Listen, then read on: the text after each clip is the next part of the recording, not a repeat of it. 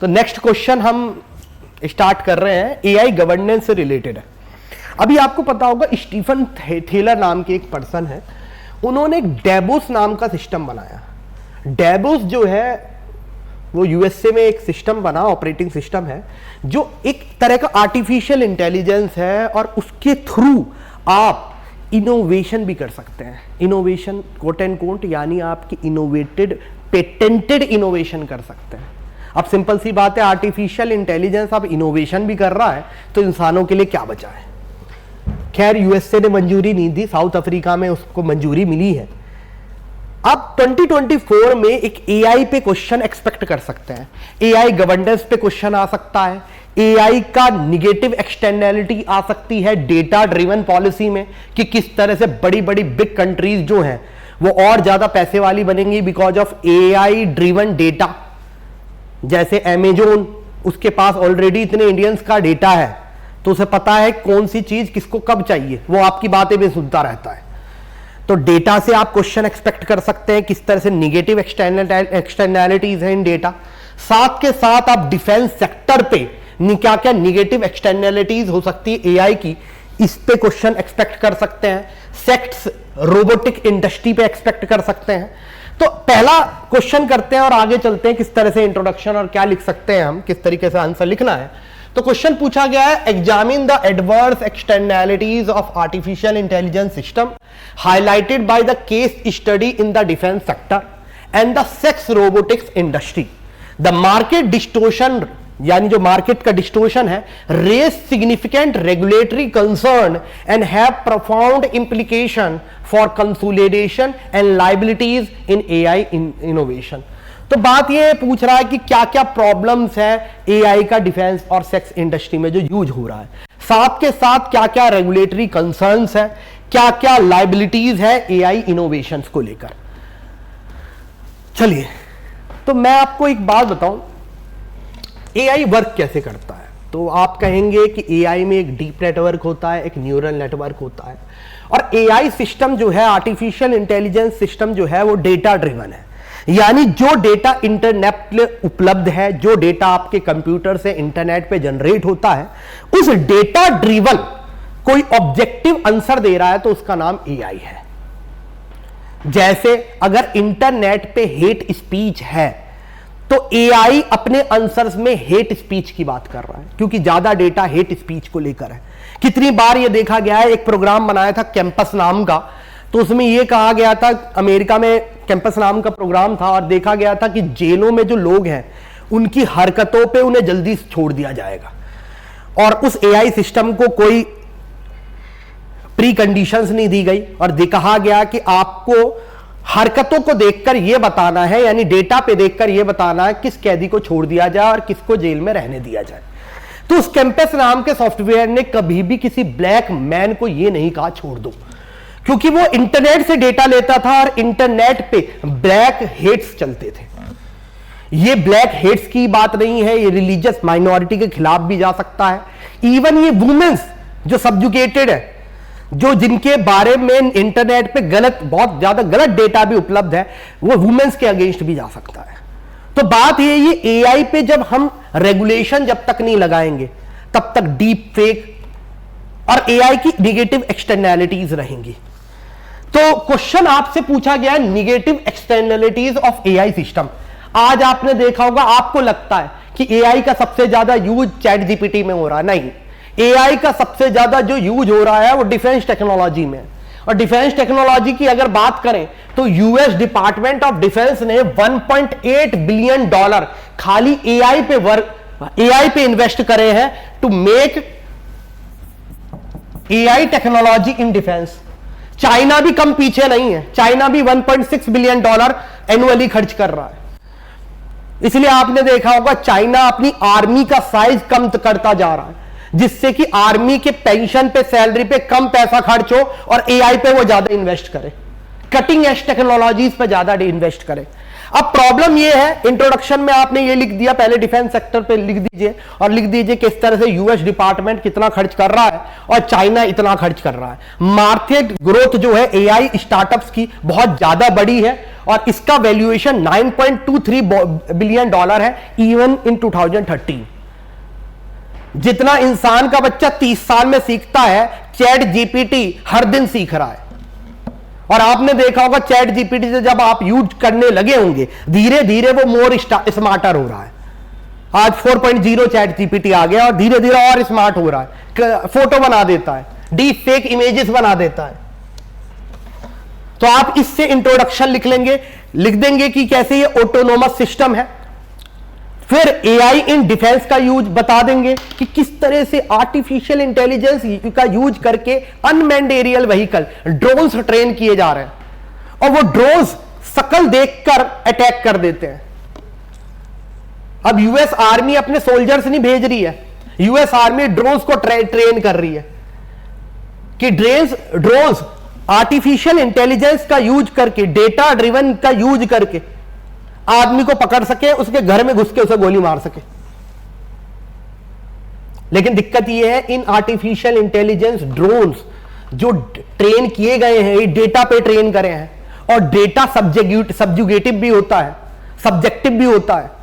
जैसे WhatsApp university पे ही आप बहुत सारी चीजें पढ़ते हैं, जरूरी नहीं है वो ठीक हो, और उन डेटा से ही आर्टिफिशियल इंटेलिजेंस अपनी नॉलेज ले रहा है।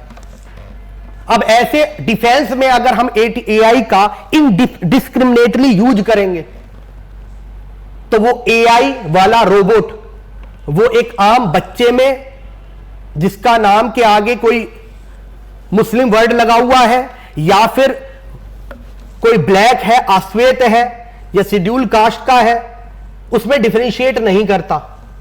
वो एक आम बच्चे में और एक वयस्क में, एक एडल्ट में डिफरेंशिएट नहीं कर रहा।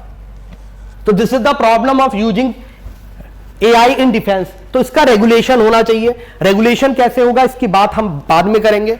नेक्स्ट, तो आपको पता है डिफेंस सेक्टर की सेफ्टी चैलेंजेस क्या क्या है, क्वेश्चन में पूछा गया है। तो आप डिफेंस सेक्टर के बाद सेफ्टी चैलेंजेस लिख लीजिए किस तरह से एथिकल ओवरसाइट है, हमें ग्लोबल गवर्नेंस की यूज है कि मिलिट्री में किस तरीके से एआई को यूज करें, वो डेटा बायस ना हो, वो कुछ पर्टिकुलर ग्रुप्स को टारगेट ना करे।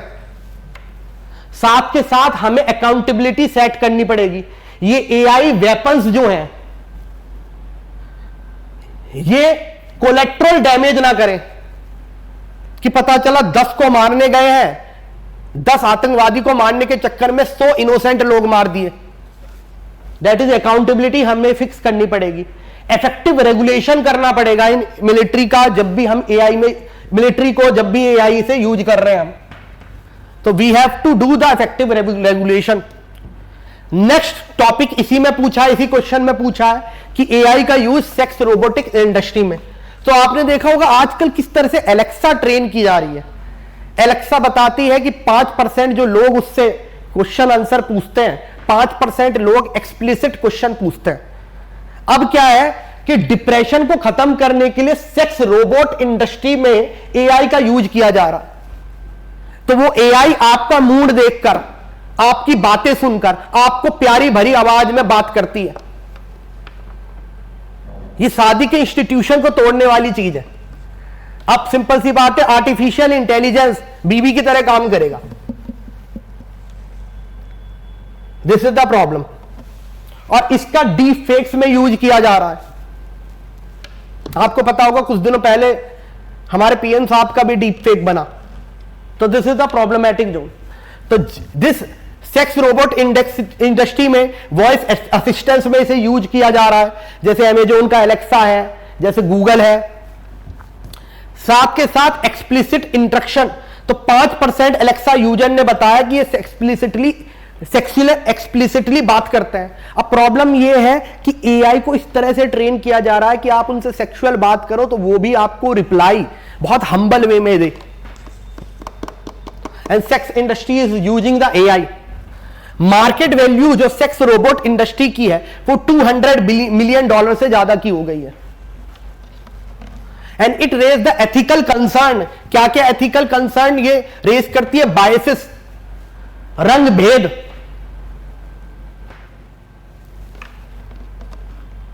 जिसको जो डेटा मिलता है उसी के बेसिस पे ये इसके बायसेस है, ये जेंडर बायस है, फीमेल बायस है, साथ के साथ वुमेन्स का ये ऑब्जेक्टिफिकेशन करती है। और ये जो परसेप्शन ऑफ कंसेंट है कि consent is very important for sexual intercourse, उसको, उस कंसेप्ट को भी ऑल्टर कर रही है। साथ के साथ लीगल क्वेश्चन कि ऐसे अगर हम सेक्स में एआई का यूज करेंगे तो it raise the legal questions. Next, अब जरूरत क्या है?